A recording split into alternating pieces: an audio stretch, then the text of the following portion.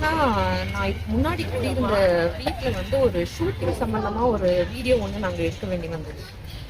So நான் வெளியூர்ல இருந்தப்ப ஷூட்டிங்காக எடுத்த வீடியோ அது. அந்த வீடியோ வந்து தேவையில்லாம வேற டேக் பண்ணி அவதூறு பரப்புற விதமா யாரோ பரப்பியிருக்காங்க. ஸோ அது விஷயமா கம்ப்ளைண்ட் கொடுக்கறதுக்கு தான் ஸ்டேஷனுக்கு வந்திருக்கேன். அண்ட் அதை வந்து நாங்கள் இது அவதூறு பரப்பியிருக்காங்கன்னு சொன்னோடனே அதை புரிஞ்சுக்கிட்டு இமீடியட்டாக அந்த நியூஸ் சேனல்லேருந்து அதை ரிமூவ் பண்ணிட்டாங்க. பாலிமர் நியூஸ் சேனல் அவங்களுக்கு ஆக்சுவலாக ரொம்ப பெரிய நன்றி சொல்லணும். Thank you so much. அது விஷயமா அதை பரப்புறது யார் என்ன அப்படிங்கிறத பற்றி கம்ப்ளைண்ட் கொடுக்க வந்திருக்கேன். ஸோ போலீஸ் வந்து கம்ப்ளைண்ட் ரிசீவ் பண்ணியிருக்காங்க, ஆக்ஷன் எடுக்கணும் அப்படின்னு சொல்லியிருக்காங்க. இல்லை, அந்த வீடியோவில் எந்த ஒரு கேமராவும் இல்லை, அந்த மாதிரி அந்த கமெண்ட்ஸ்லாம் பார்த்தீங்களா நீங்கள்? அதில் நிறைய இருக்குது அந்த வீடியோவில்.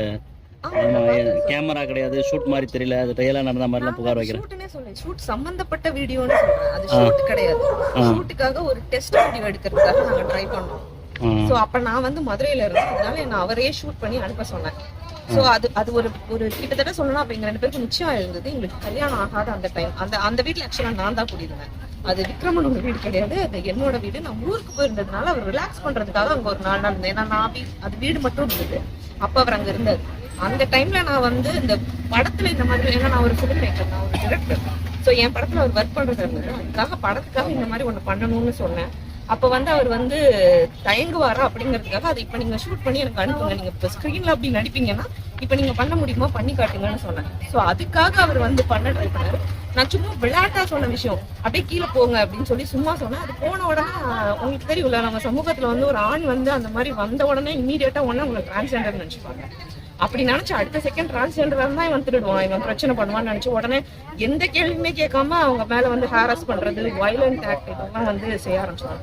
அந்த மாதிரி ஆக்சுவலா செஞ்சாங்க. உண்மையை சொல்லணும்னா, ஒரு விஷயத்த சரியா விசாரிக்காம இமீடியட்டா ஒருத்தரை வந்து புடிச்சு ஹாரஸ் பண்ணி தாக்கியிருக்காங்க. ஆக்சுவலா அவங்க பண்ணதுதான் சமூக குற்றம். நம்ம கேள்வி கேட்கணும்னா அன்னைக்கு ஷூட் மாதிரி ஒரு வந்தாரு, அங்க வந்து எதிர்பாராதமா அந்த மாதிரி சம்பவம் நடந்தது. இப்ப நான் வந்து அவரோட மனைவி, அந்த படத்தோட டைரக்டர்.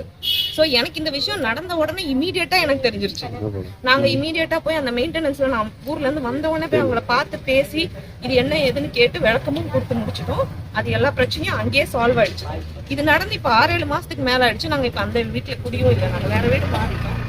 இப்ப வந்து சம்பந்தமே இல்லாம இதை வந்து பிரச்சனை ஆக்கிருக்காங்க. இதை பிரச்சனை ஆக்குனவங்க யாருன்னு கூட எனக்கு தெரியல.